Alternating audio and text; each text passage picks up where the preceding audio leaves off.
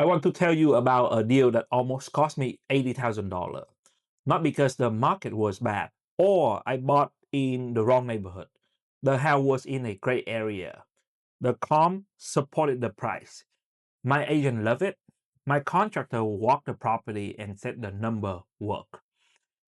I almost lost 80,000 because of one number I didn't calculate correctly before I made the offer. And the frustrating part, it wasn't a complicated number. It wasn't something that required a finance degree or a 10-year experience. It was a number anyone could have caught if they knew to look for it. Today, I'm going to show you what that number was, and I'm going to show you the complete framework I use now on every single deal before I write a single offer. So you don't have to learn this the hard way. This was an LA property, a single family home in a strong neighborhood. Good bone, dated interior, cosmetic work needed. On paper, it looked like a very clean flip. The purchase price made sense relatively to the comp in the area. My contractor gave me a rehab number I was comfortable with. I ran the number quickly, the way I used to, and everything checked out. What I didn't calculate carefully enough was how long the project was actually going to take. I budgeted for a 4-month hold. Kitchen, bathroom, flooring, paint, standard stuff. I thought we could get it done in 4 months. My contractor thought so too. It took 7 months. 3 extra months on an LA property at the carrying cost of that property, including mortgage, property tax, insurance, and utility. That was an additional $21,000 I had not planned for. On top of that, the market had shifted slightly during that time.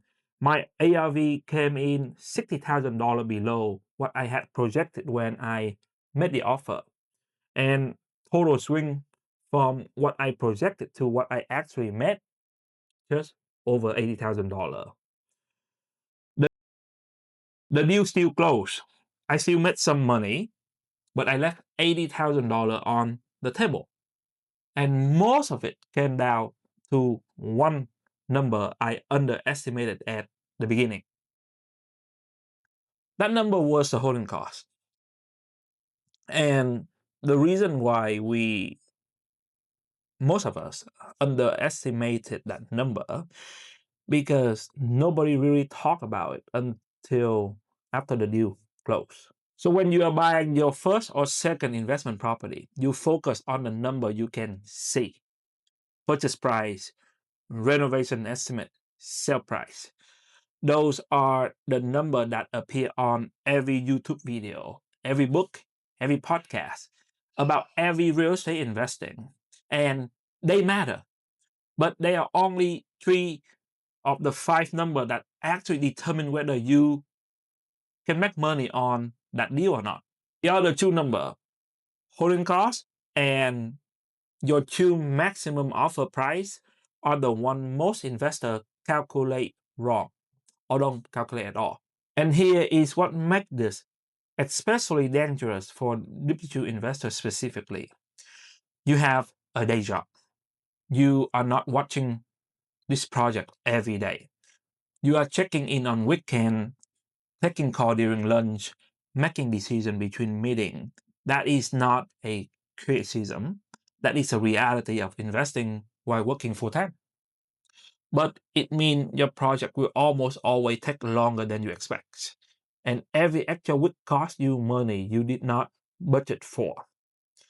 The framework I'm going to show you build that reality into your number before you make the offer, not after. Every deal I evaluate, whether it is a $400,000 property in Missouri or a $1.2 million flip in LA, get run through 5 numbers before I do anything else.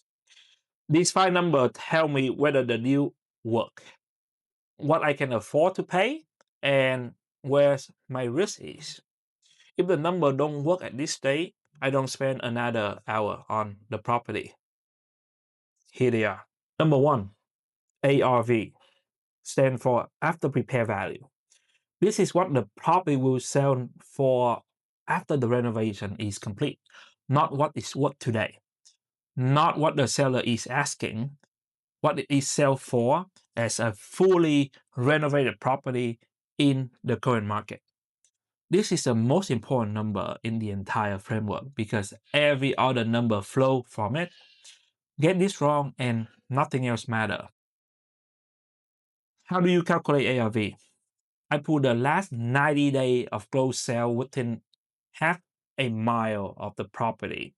Same bed and bath count, similar square footage. I look for renovated, not distressed sale, not estate, not property that sold significantly below market. I want to know what a buyer today will pay for a move-in ready home on this specific street. In the LA market specifically, I look at the price per square foot very carefully because there is a significant variation even within the same zip code. A property on one block can sell for $850 per square foot. 3 blocks away, it might be $720.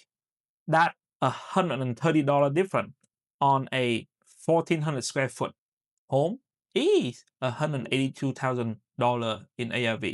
And that is not a routing error. I build my ARV conservatively. I use the lower end of the comp range, not the high end. If my comp range from $1.1 million to $1.35 million, I underwrite to $1.15 million. I would rather be pleasantly surprised than overexposed. Number 2, renovation costs. This is what it will cost to get the property from its current condition to the condition that justify your ARV. This is a number most first-time investors get wrong, not because they cannot do the math, but because they don't know what they don't know about construction costs in their specific market. In the LA market, construction costs are among the highest in the country. Labor is expensive. Material lead time are unpredictable. Permit requirement add cost and time. And almost every older property in LA has at least one hidden condition. Galvanized plumbing, north and tube wiring, substandard framing. That does not show up on the initial walkthrough. My rule, whatever renovation estimate I get from a contractor on the first walkthrough, I add at least 15% before I use it in my underwriting. Not because my contractor are bad. I work with the people I trust, but because the scope changes, condition get discovered, and the market does not care about your original budget. I also do not use a single contractor bid to set my renovation number. I use at least 2 bids, and I build my own line item scope before I walk the property with anyone. That scope becomes the basis for every conversation I have with a contractor. Number 3, holding costs. This is the number I underestimate on the deal I told you about at the beginning. And it is a number most investors either forget entirely or calculate too optimistically. Holding cost is basically everything you pay while you own the property but before you sell it, including mortgage payment, property tax, insurance, utility, or SOA if applicable, and any carrying cost specifically to the property. In the LA market, on a property purchase at $750,000 with a typical investment loan, you are looking at $4,500 to $6,500 per month in holding costs, depend on your financing structure. Let me say that again, because that number matter. $4,500 to $6,500 per month every month you own that property. On a 6-month hold, that is $27,000 to $30,000. On a 9-month hold, which happen more often than most people plan for, that is $40,000 to $58,000. I calculate the holding cost for my expected timeline, and then I add at least 2 months on top of it, always. If I think the project take 5 months. I budget for 7 months. That buffer has saved me more than once. Number 4, transaction costs. These are the costs of buying and selling the property. Costs that reduce your net profit but often get forgotten in the initial analysis. On the buy side, it's including loan origination fee, title insurance, escrow fee, inspection costs, and appraisal. In LA, plan for 1 to 1.5% of the purchase price. On the sales side, agent commission, closing costs, transfer tax, staging, photography. In LA, plan for 6 to 7% of the sale price. On a $1.2 million sale, that is $72,000 to $84,000 in transaction costs on the sales side alone. That is not the number you can afford to forget. Number 5, maximum offer price.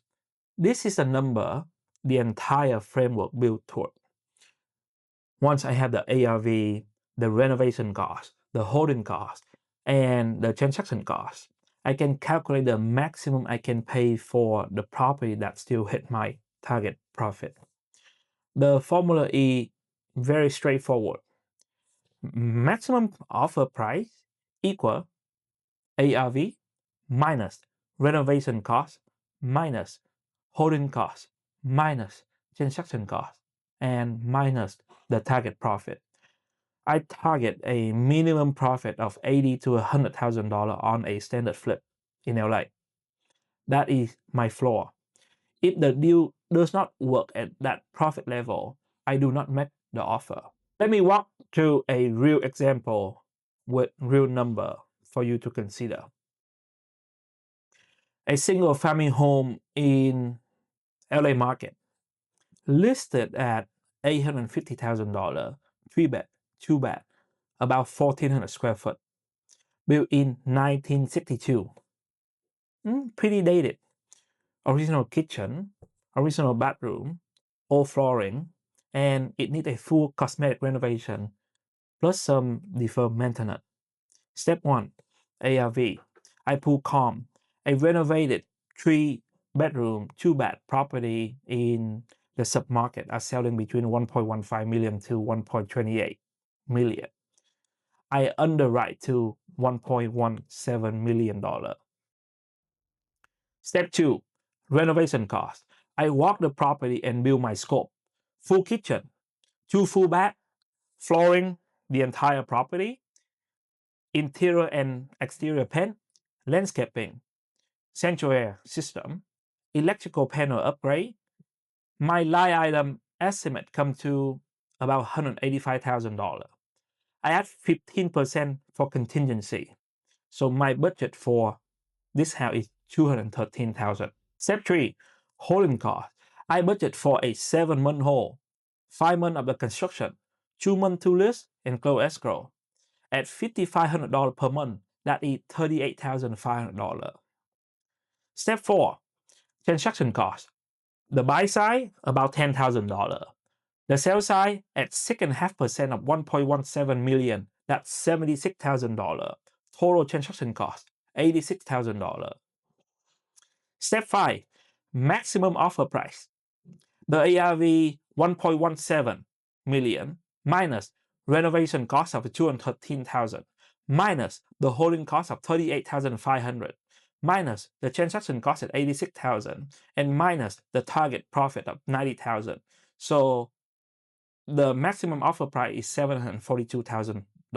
The property is listed at $850,000. My maximum offer price is $742K. So there is about $100,000 gap between what the seller wants and what the deal can support. That is not a deal I pursue at the asking price. I either pass on it or I present a lower offer with clear justification and wait to see if the seller motivation change. This framework took me 10 years to build. It now takes me about 30 minutes to run on any property. And it has kept me out of the deal that looked good on the surface, but would have cost me 6 figures if I had moved forward. And here is the honest part. The framework I just showed you is real. You can use it. And if you run it carefully on every deal you evaluate, it will protect you from most of the mistakes first-time investors make. But there is one part of this process that a spreadsheet cannot fully solve, and that is the renovation estimate. The renovation number is the variable that will make or break your deal, and the accuracy of that number depends entirely on how well you understand what a renovation actually costs in your specific market, not in general, not on a national average, but in the specific zip code where you are buying, with the specific type of property you are buying at a specific moment in the construction cycle you happen to be in. I have been doing this in the LA market for 10 years. I know what a kitchen remodel costs in Pasadena versus Highland Park versus Long Beach. I know what contractor in this market charge for a panel upgrade. I know what item they will lowball in their first bid and where the change order are going to come from. That knowledge does not come from a framework. It comes from doing it wrong a few times and paying attention. If you are about to evaluate your first or second deal in LA market and you want someone who has run this framework on dozens of property to look at your number before you make an offer, that is exactly what I do in my deal evaluation service. Link in the description. It is not a replacement for your own analysis. It is a second set of eye from someone who has made the expensive mistake already, so you do not have to. The 5 numbers are ARV, renovation cost, holding cost, transaction cost, and maximum offer price. Run them in that order every time before you make any offer on any property. The number most investors skip is holding cost. Do not skip it. In the LA market, it will surprise you every time if you have not built it from the beginning. In the next video, I'm going to show you the contractor red flag I look for on every bid walkthrough. The specific side that tell me a contractor is going to be a problem before I ever sign a contract. That video could save you more money than any other video on this channel. Subscribe so you don't miss it. And if you have a deal in front of you right now, link for the deal evaluation is in the description below. Build quiet, win loud, and I'll see you in the next video.